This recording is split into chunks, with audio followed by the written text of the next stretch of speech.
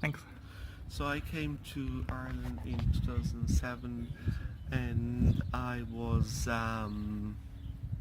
came here to seek a refugee status, and I was placed in one of the direct provision centres. And what was very interesting for me is because I have experienced really difficult time growing up in Belgrade in former Yugoslavia, and I was subject to torture and different kind of abuses. So what happened to me is when I came to Ireland, I was very slim. I was young. I was 31, and then when I came to Ireland, I wasn't able to cope very well, so I ended up homeless for some time, and then as a kind of solution, I was placed in the psychiatric care in Castlebar in adult mental health, and then I was prescribed the medications. They were antidepressants and antipsychotic ones and anti-anxiety ones, and they did work for me. But as a result of that, I started to kind of gain weight, and that was particularly outlined in direct provision when I was living in Ballyhoney's direct provision centre in County Mayo, where the ordinary diet was made out of chicken nuggets, chips and sausages. So I was living on the diet for 3 years, and as a result I gained 25 kilograms, and I still didn't find a way how to get rid of that kind of weight that has been imposed on my body. So the body I'm living in is not a great body.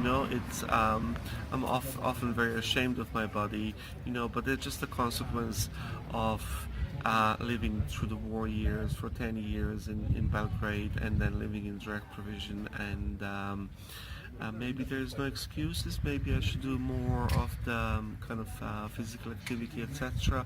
But at the moment, the body that I'm in is not the perfect body, and yeah. That's real. Is that okay? Yeah. Did you want to talk about anything else? Or... I'm not the only one who have experienced this. Many people who were friends of mine in direct provision, or who are still in direct provision. I'm not in direct provision. I got my residence in 2009.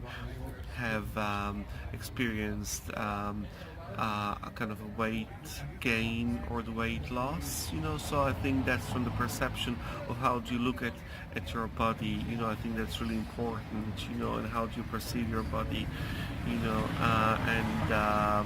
that's just one of the consequences of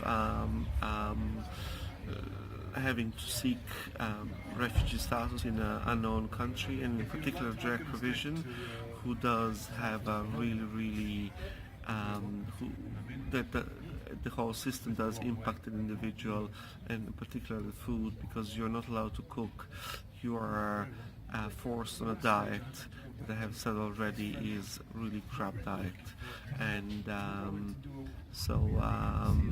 but the good thing is that I'm still well and alive, and I can smile, I can walk. I have a daughter with an Irish partner, and I'm overall I'm quite pleased with all the injustices that are happening in Ireland, and the main one I'm focused on is direct provision. So the whole research I'm doing and the whole project I initiated, which is called Asylum Archive, is about ongoing incarceration of asylum seekers in Ireland, and it looks at the kind of visual documentation of direct provision system in Ireland.